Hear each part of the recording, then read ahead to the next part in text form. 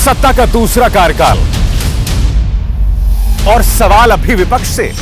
सवाल तो उससे होगा जिसके हाथ में ताकत हो, जिसके हाथ में पुलिस हो, संस्थाएं हो और मीडिया जिसके सामने नतमस्तक हो। सवाल तो उससे होगा ना। हम लेकर आए खबरों का एक ऐसा शो जिसमें सवाल होंगे सीधे, बेलाग और बेबाक उनसे जो सवालों से बचते हैं, जिनके हाथ में ताकत है। बेबाक लाइव टीवी, सच सबसे आगे। नमस्कार, बेबाक के इस दूसरे एपिसोड में मैं अभिसार शर्मा आपका स्वागत कर रहा हूं। तो प्रधानमंत्री नरेंद्र मोदी ने जो 21 दिन के लॉकडाउन की घोषणा की, वो किसके लिए थी? वो देश की आम जनता के लिए थी। मगर हमारे लिए प्रेरणा कौन है? कौन हमें इंस्पायर करेगा? हमारे राजनीतिक हुक्मरान।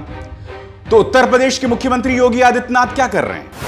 ये तस्वीरें देखिए दोस्तों। वो आज सुबह अयोध्या पहुंच गए लाव लश्कर के साथ, पूरे लाव लश्कर के साथ, तमाम सरकारी अधिकारी, और उन्होंने जो है नवरात्रि की पूजा अयोध्या के अंदर करनी शुरू कर दी। सबसे पहले आप ये वीडियो देखिए, किस तरह से योगी आदित्यनाथ आसपास भीड़ की मौजूदगी में पूजा अर्चना कर रहे हैं।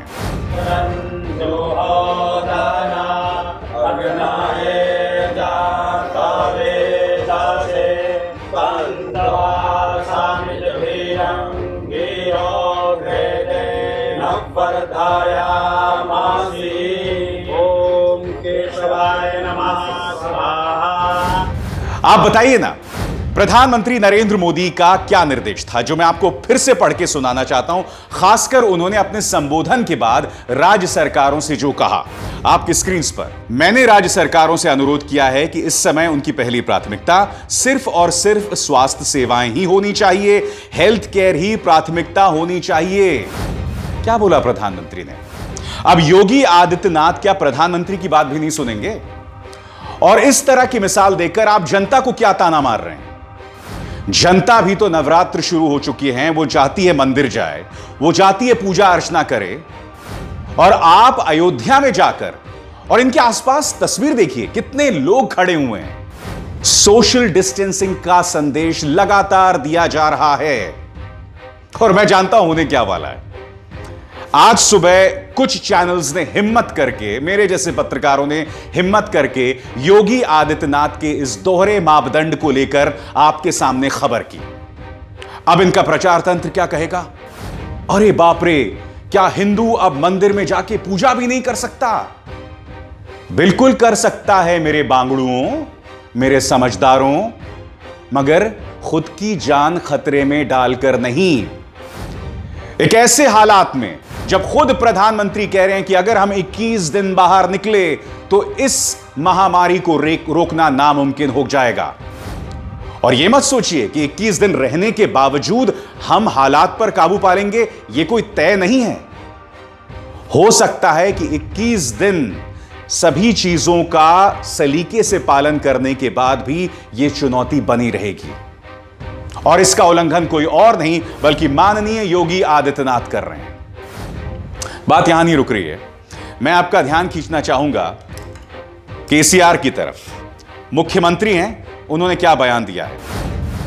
Will be forced to issue shoot at sight orders if people defy lockdown.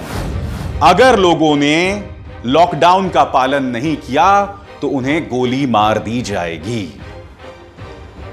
आसान नहीं है इंसान को इस वक्त जीना, खासकर गरीबों के लिए। मैं आपको बता नहीं सकता हूं कि हमारे चैनल लाइव टीवी में, जो कि सही मायनों में गरीबों की आवाज है, कितने संदेश आ रहे हैं। वो मुझसे लगातार कह रहे हैं कि अभिसार जी, हम गरीबों का क्या होगा। मैं आपको सिर्फ 2 संदेश पढ़ के सुनाना चाहूंगा जो अपने आप में बहुत ही हृदय विदारक है। पहला, आपसे निवेदन है कि गरीबों के लिए आवाज उठाएं।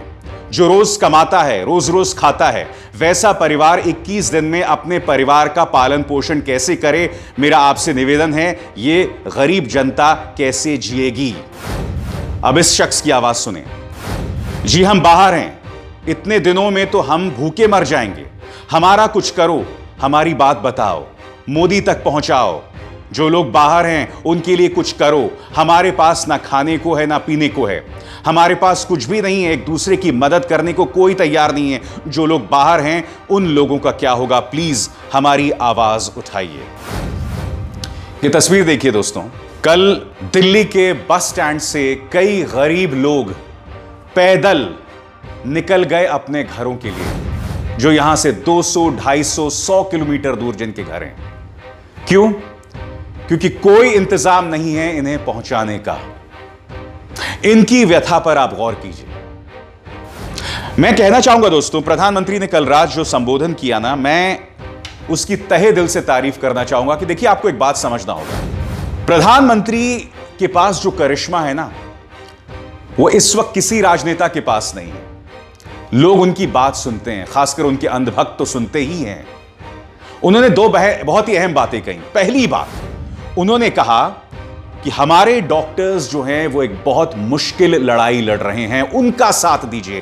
क्या कहा उन्होंने, सुनिए। उन डॉक्टर्स, उन नर्सेस, पैरामेडिकल स्टाफ, पैथोलॉजिस्ट, उनके बारे में सोचिए जो इस महामारी से एक एक जीवन को बचाने के लिए दिन रात अस्पताल में काम कर रहे हैं। प्रधानमंत्री ये क्यों कह रहे थे?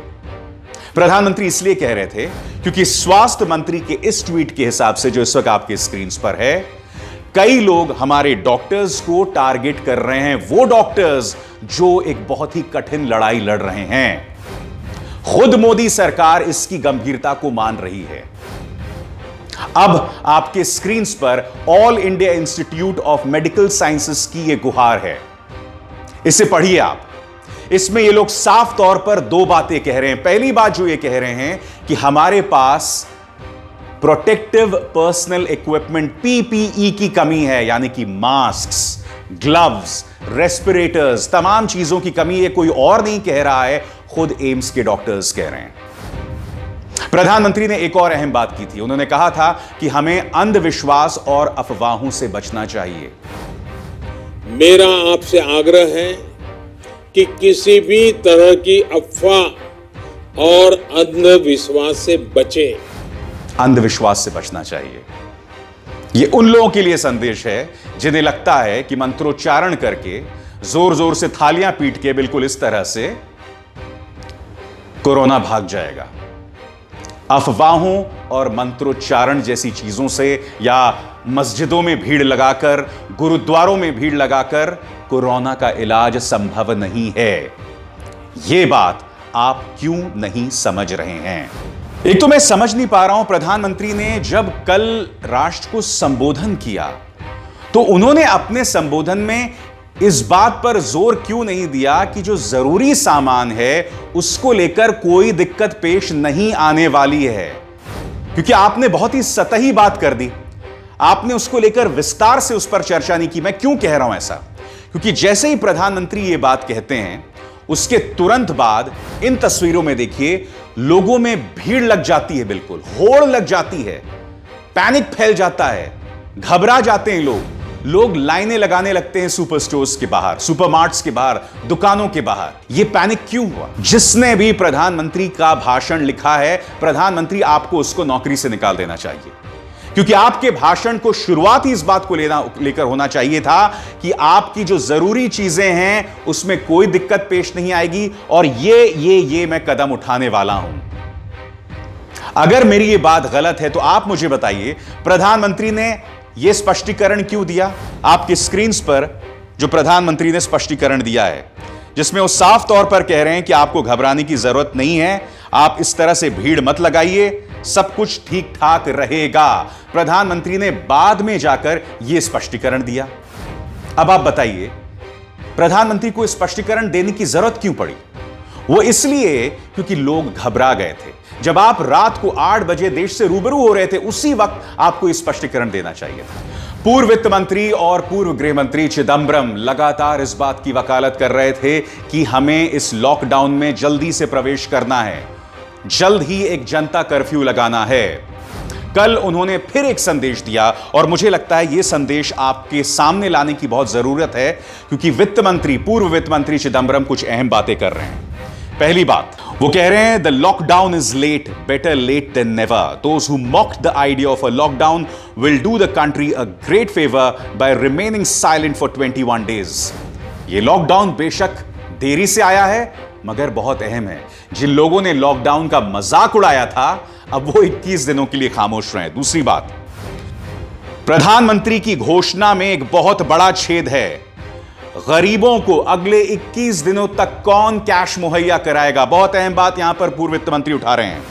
फिर उनका अगला संदेश वित्त मंत्री निर्मला सीतारमण के लिए. आप जानते हैं कल उन्होंने प्रेस कॉन्फ्रेंस की थी इन सज्जन के साथ, देश के गद्दारों को गोली मारो वाले सज्जन के साथ, और इसके अंदर निर्मला सीतारमण ने कहा कि अभी जिस फाइनेंशियल पैकेज की बात प्रधानमंत्री ने 18 मार्च को की थी, उसे कुछ दिन लगेंगे. उस पर पूर्व वित्त मंत्री क्या कह रहे हैं? Why does it take 4 days and more to work out a promised financial package? We have enough talent to finalize the package in 4 hours. हम सिर्फ 4 घंटे में यह फाइनेंशियल पैकेज बना सकते हैं. मैं एक चीज की अपील करना चाहता हूं. आखिर निर्मला सीतारमण क्यों नहीं मंत्रणाएं करती पूर्व वित्त मंत्री चिदंबरम के साथ? अब आगे वो क्या कह रहे हैं? 15,000 करोड़ जिसकी घोषणा प्रधानमंत्री ने की, इसका क्या मतलब है? मैं ये दोहरा दूं कि सरकार को 5 लाख करोड़ की जरूरत पड़ेगी अगले 4 से 6 महीने में. यह बात कह रहे हैं पूर्व वित्त मंत्री चिदंबरम. क्या सरकार इस बात की सुन रही है बात? दोस्तों, मैं आपसे क्यों कह रहा हूं कि यह वक्त है कि सभी पॉलिटिकल पार्टीज एक दूसरे की सोच में सोच जोड़कर काम करें. आपको याद होगा 12 फरवरी को उस वक्त कांग्रेस के उपाध्यक्ष राहुल गांधी ने चेतावनी दी थी कोरोना की, मगर उनका मजाक न सिर्फ बीजेपी के नेताओं ने उड़ाया, बल्कि मीडिया में से भी कई लोगों ने उनका मजाक उड़ाया था.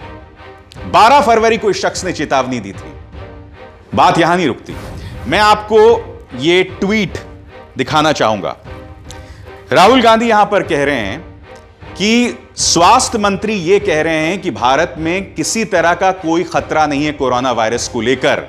यह बिल्कुल वैसा ही है जैसे कि टाइटैनिक शिप जब डूब रही थी तो उनके कैप्टन कह रहे थे कि जो है जहाज नहीं डूबेगा. आप जानते हैं टाइटैनिक शिप अपनी जो पहली ही यात्रा में डूब गया था. अब इसके जवाब में उस वक्त 5 मार्च को हर्षवर्धन ने क्या कहा था, आप खुद सुनिए. यह बहुत दुखद है कि गांधी परिवार हमारे देश की जनता के हौसलों को पस्त कर रहा है. इस वक्त एक बहुत ही गंभीर संकट चल रहा है कोरोना वायरस का, मगर राहुल गांधी को पता होना चाहिए कि विश्व स्वास्थ्य संगठन ने कहा है कि डरने की कोई जरूरत नहीं है. स्वास्थ्य मंत्री आप ये संदेश दे रहे थे कब? 5 मार्च को विश्व स्वास्थ्य संगठन का हवाला देते हुए कि डरने की कोई जरूरत नहीं है. अब क्या हो रहा है? अब प्रधानमंत्री ने क्या संदेश दिया? हर्षवर्धन जी बताइए. हर चीज को लेकर आंखें बंद करने की जरूरत कतई नहीं है. हर चीज को लेकर हम आंखें नहीं मूंद सकते. हर्षवर्धन जी, इन मुद्दों पर गौर कीजिए जो आपके विपक्ष के नेता भी कह रहे हैं. आपको याद है सरकार ने आज से कुछ महीनों पहले रिजर्व बैंक से 1,76,000 करोड़ रुपए लिए थे. वो पैसा क्यों नहीं कोरोना का मुकाबला करने के लिए उसका इस्तेमाल किया जाए? कल प्रधानमंत्री ने 15,000 करोड़ की घोषणा तो कर दी पीपीई के लिए, मगर 15,000 करोड़ के कोई मायने नहीं भारत जैसे देशों में. आप जानते होंगे कि केरला के मुख्यमंत्री पिनरई विजयन ने 20,000 करोड़ रुपए की घोषणा पहले ही कर दी है. तो जो 1,76,000 करोड़ जो है आपने रिजर्व बैंक से लिया था, उसका इस्तेमाल क्यों नहीं किया जाता कोरोना फंड के लिए? बताइए. और यही बात नहीं, आप जानते हैं कि भारतीय जनता पार्टी इस वक्त भारत की सबसे अमीर पार्टी है. पत्रकार रोहिणी सिंह के मुताबिक आपके स्क्रीन पर इनके पास इस वक्त खजाने में भारतीय जनता पार्टी के पास 2,500 करोड़ रुपए कैश है. मैं बीजेपी से अपील करना चाहता हूं कि क्यों आप लोग अपनी जेब से कम 500 करोड़ प्रधानमंत्री राहत कोष में दान दीजिए. क्या दिक्कत है आपको? ये इतना पैसा बचाकर आप करेंगे क्या? क्योंकि माननीय संबित पात्रा तो कह रहे हैं कि मैं अगले 21 दिन घर में रहूंगा. मुझे दरअसल कांग्रेस नेता गौरव वल्लभ की बात बहुत अच्छी लगी.